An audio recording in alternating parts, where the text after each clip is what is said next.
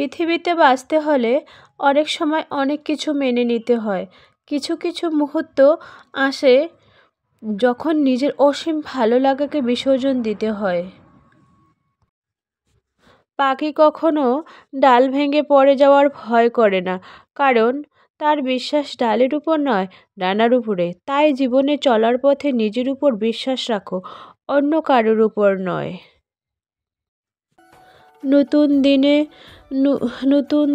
নতুন আরেকটি blog video নিয়ে হাজির আমি আপনাদের মাঝে শাবানা। ছোট্ট একটা গ্রাম কোচবিহার জেলা থেকে বলছি, দিনহাটা থেকে বলছি। গ্রামের গৃহিণী হয়ে ঘুমিয়ে ঘুমিয়ে ঘরে হাজার হাজার টাকা ইনকাম করার সহজ উপায় বা পদ্ধতি। গ্যাস বাঁচিয়ে অল্প সময়ে মাটির উনুনে রান্নার গোপন tips. Welcome back to my channel. আসসালামু আলাইকুম। তোমরা সবাই কেমন আছো? আমি আশা করি তোমরা সকলে ভালো আছো। আলহামদুলিল্লাহ আমিও ভালো আছি এবং আমার পরিবার পরিজনদের নিয়ে আলহামদুলিল্লাহ ভালোই আছি। আর আমার প্রাণপ্রিয় কলেজ আপু ভাইয়ারা তোমরা সবাই কেমন আছো? আমি আশা করি তোমরা সকলে ভালো আছো। তো আজকেও না বরাবরের মতো ভ্লগটা একেবারে রাত 8:30 থেকেই শুরু করলাম। তো গুড ইভিনিং, এখন বাজে রাত 8:30। তো ভাবলাম যে না, আজকে রাতের ব্লগটা তোমাদের কাছে শেয়ার করব। আমার কিন্তু গ্রামের সাদামাটা জীবন সেটাই আর কি আমি তোমাদের কাছে শেয়ার করি। গ্রামের একজন আমি সংসারী বউ হিসাবে আর কি যতটুকু ন্যাচারালভাবে তোমাদের দেখাতে পারি ততটুকু শেয়ার করার চেষ্টা করি। তো এই যে দেখুন, এখানে আমি বস্তা নিয়েছি, এটা হচ্ছে চালের বস্তা। তো চালের বস্তা দিয়ে কিন্তু আমি উনুন ধরাই।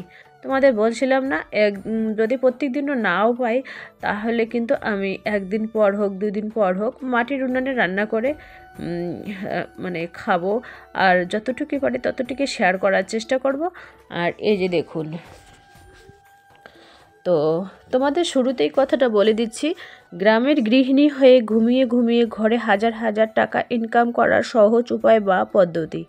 গ্যাস বাঁচিয়ে অল্প সময়ে মাটির উনুনে রান্নার গোপন টিপস। তো সেই ব্লগটাই আজকে তোমাদের কাছে আমি শেয়ার করব। তো দেখতেই পাচ্ছেন এখানে আমি উনুন ধরিয়ে নিয়েছি। আমার মা যেহেতু যেই কাঠগুলো দিয়েছে, খড়িগুলো দিয়েছে, কাঠখড়িগুলো, এগুলো কিন্তু কাঠখড়ি না, কাঠখড়ি মিশাল আছে, এগুলো হচ্ছে বাঁশখড়ি। তো শেষের দিকের নিচ থেকে আমি একটু করে নিয়ে আসি আর রান্না করি। তো এখানে চাল ভেজে নেব একটুখানি, আর চা আমি ইন্ডাকশানে করেই নিয়েছি আগে। তো চাল ভাজা দিয়ে খাচ্ছি। আগেরকার যুগের আমার নানি দাদিমারা সবাই কিন্তু ওই অভাব ছিল আগেরকার দিনে, তাই ওরা আর কি ওই চাল ভেজে তার চালটাকে নুন আর পানি দিয়ে ভেজে রেখে দেয় কিছুক্ষণের জন্য, আধা ঘন্টার জন্য, তারপরে ভাজে। তো মুড়মুড়ে হয়ে যায় ওটা। লবণ টবণ কাঁচা লঙ্কা, পেঁয়াজ টেয়াজ, ধনেপাতা ওইগুলো দিয়ে তেল দিয়ে একটু চানা দিয়ে ওখানে একটু মেখে ঝুঁকে চা দিয়ে খেলে কিন্তু হেভি টেস্ট লাগে। তো কম খরচের মধ্যে এটা কিন্তু ন্যাচারাল, শরীরের পক্ষে কোনোই ক্ষতি হয় না। আমি কিন্তু বিশেষ করে বাড়ির জিনিস বানানো জিনিসই খেয়ে থাকি। আমি কিন্তু ওই বাজারের জিনিস পছন্দ করি না, বিলকুল পছন্দ করি না। একটু সর্দি ভাব, নাকটা আর কি জাম হয়ে গেছে। তো এই যে দেখতেই পাচ্ছেন, এই কড়াইয়ে কিন্তু আমি ভাতও রান্না করব। যেহেতু এটা হচ্ছে লোহার কড়াই, এটা যদি একটু বেশি করে হাতা খুন্তি লাগাই অত পড়ার কোনো সম্ভাবনা থাকে না। আর এটা একটা হচ্ছে মোটা বাঁশ, তো মোটা বাঁশ সহ আমি আর কি উনুনে দিয়েছি। আর টেবিলের উপর একটা ঢোকা দিয়েছি। তো তোমরাও চাইলে না এভাবেই কিন্তু বুদ্ধি খাটিয়ে তোমরাও আর কি টাকা জমাতে পারো। তা এটা কথা আমি কেন বললাম জানেন? যে গ্রামের গৃহিণী হয়ে ঘুমিয়ে ঘুমিয়ে ঘরে হাজার হাজার টাকা ইনকাম করা আর সহজ উপায় বা পদ্ধতি। তা দেখুন, তোমাদের আমি বলছি, ঘুমিয়ে ঘুমিয়ে বলে কীভাবে ঘুমিয়ে ইনকাম করবেন। এই যে দেখুন, মনে করো এখানে কাঠখড়ি না হলেও 20 টাকার বা 30 টাকার লাগতেছে একবেলা রান্না করার জন্য। আর বেগুন দিয়েছে আমার মা, বেগুনের ভর্তা বানাবো। আর শুকটি মাছও দিয়েছে আমার মা, শুকটি মাছের একটু মাখা করব। তো শুকটি মাছ মনে হয় 20 টাকার লাগবে। আর বেগুনও 20 টাকার, 40 টাকা, কাঠখড়ি যদি মনে করো 20 টাকা 30 টাকা লাগতো, 1 কিলো হলে তো কাঠখড়ি লাগতো, তো ওখানেও ধরো 20 টাকা, তো 20 60 টাকা। তো আমি এভাবে আর কি বুদ্ধি খাটিয়ে মানে গ্যাস বাঁচিয়ে যদি এভাবে আমি আর কি রান্না করি, তাহলে দেখুন 60 টাকা আমার কিন্তু সাশ্রয় হলো, আমি জমাতে পারলাম। হ্যাঁ, তো এটাকেই বলে ঘুমিয়ে ঘুমিয়ে মানে ঘরে বসে হাজার হাজার টাকা ইনকাম করা। আর একটা আছে, তুমি টিউশনি করাতে পারো, মানে এটাও একটা ঘুমিয়ে ঘুমিয়ে ইনকাম করা, অত জোর দিতে হয় না, অত চাপ দিতে হয় না, তাই না? নিজেকে কিন্তু ম্যানেজ করেই আর কি চলতে হয়। এই জন্য আমি বললাম ঘুমিয়ে ঘুমিয়ে। তোমরাও চাইলে আমার মতোই আর কি এভাবে ঘুমিয়ে ঘুমিয়ে ইনকাম করতে পারো। তো এই দেখুন বেগুনটা আমি পুড়িয়ে নিয়েছি উনুনের মধ্যে। তো বেগুনটা পুড়িয়ে নিয়েছি, সেদিন বেগুনটা আর কি ভর্তা করেছিলাম উনুনের মধ্যে, তো মেয়ে বলছিল কি খুব টেস্ট হয়েছিল। তো যাই হোক, গরম ভাতের মধ্যে যদি যে কোনো একটা হলেই কিন্তু একেবারে সোনায় সোহাগা, মানে অমৃত লাগে যাকে বলে আর কি। আর ঠান্ডা ভাত দিয়ে যদি মাছ মাংসও হয় না, তবু আর কি খেতে ভালোই লাগে না। তো এভাবেই আর কি। আর একটা কথা, ঘুমিয়ে ঘুমিয়ে কীভাবে তোমরা ঘরে বসে হাজার হাজার ইনকাম করবেন। যেরকম হাজব্যান্ড যদি তোমাদের ইনকাম করে 10,000 হোক 12,000 হোক, তো হাজব্যান্ডের যে ইনকাম হয় প্রত্যেক মাসে, তার থেকে 500 বা 1000 টাকা তোমার হাতে দিয়ে বলতে পারে যে কোনো হাজব্যান্ড যে না, এটা তোমার টাকা, তুমি তোমার হিসাব মতোই খরচ করো, এটা টাকার আমি কোনোদিনই হিসাব নেব না। তো একজন ওয়াইফ হিসাবে সেই টাকাটা 500-1000 টাকা হাজব্যান্ডের কাছ থেকে নিয়ে আবার নিজে যখন একা শুয়ে থাকবে, তখনই তো ভাববে যে এই টাকাটা আমাকে দিল, তো 500 টাকা যদি আমাকে দিল, তো এখান থেকে আমি 200 টাকা খরচা করবো আমার নিজের পার্সোনাল, যেমন ক্রিম, ছোনো, পাউডার, এগুলো তো লাগেই। তো আর 300 টাকা আমি রেখে দিলাম। তো এইভাবে ফির পরের মাস আসলো, হাজব্যান্ড তোমাকে তুলে দিল 500 বা 1000, তো ওখান থেকে আরও 100-200 টাকা খরচা করলে তুমি, আর বাদবাকি থাকলো 300। তো 2 মাসে কত হলো জমা? 500 করে হলেও 600 টাকা। তো 600 টাকা তোমার সেভ হলো।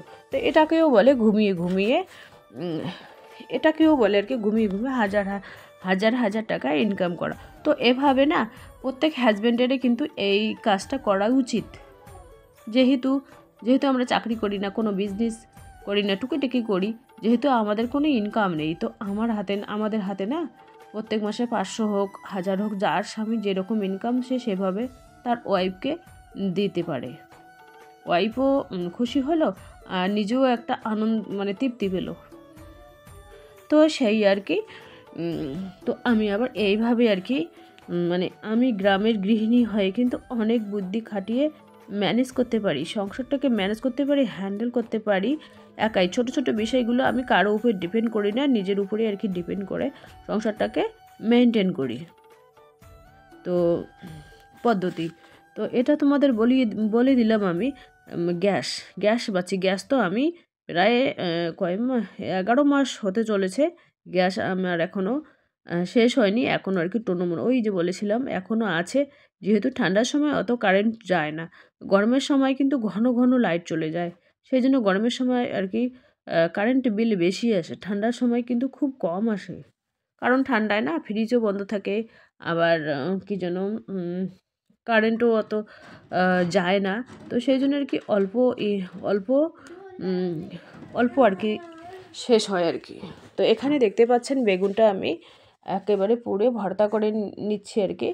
তো এই মাটির উনুনের মধ্যে বেগুনটা ভর্তা করে খেলে না খুব টেস্ট লাগে।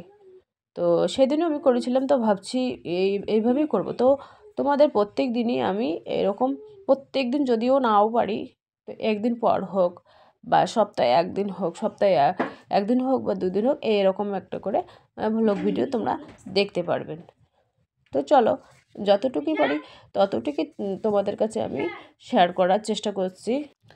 তো এভাবে আমার নানিমা, দাদিমা, আমার মা এভাবেই কিন্তু আমাদের রান্না করে খাওয়াইতো। আর এই যে মানে আমি যে এই দেখুন কড়াইয়ে রান্না করেছি এই কারণে, যাতে কালি না হয়, অন্যান্য বাসনগুলো যা আছে ওইগুলো কিন্তু আমি ইন্ডাকশানে আর কি রান্না করি, সেই জন্য ওর কালি হয় না। তো এই কড়াইটা আর একটা হাঁড়ি আছে কালি লাগানো, ওইগুলো আর কি কালি লাগার জন্য আমি এই মাটির উনুনেই ওই দুটো সেভ করে রেখে দিয়েছি রান্না করার জন্য। প্রথমে রান্না করার সময় না আমি ওই উনুনের যে ছাইগুলো আছে ওইগুলো ছাইগুলো কিন্তু তুলে রাখি। তারপরে আর কি উনুনটা ধরাই, ওই যে প্লাস্টিকের বস্তা দিয়ে কিন্তু আমি ধরাই। তো ওখানে আগেরকার মা নানিমা দাদিমারা ওরা কিন্তু কেরোসিন তেল দিয়ে আর পাটকাঠি দিয়ে কিন্তু উনুন ধরাতো। তো আমার হাতের কাছে না ওইটাই আমার কাছে সুবিধা, ওই চালের বস্তা ওইগুলো আমি রেখে দিই, ওইগুলো দিয়ে উনুন ধরাই। আর বাদবাকি যে খরচের পণ্যগুলো আছে ওইগুলো দিয়ে আর কি আমি উনুন ধরাই। তো এখানে ভাত বেড়ে নিলাম আমি, বেগুনের গরম গরম ভাত আর পোড়া বেগুনের ভর্তা আর হচ্ছে ছোটো ছোটো কি যেন পুঁটি মাছের শুক্তা তার সেটা মাখা। তো চলো টাটা, আল্লাহ হাফেজ।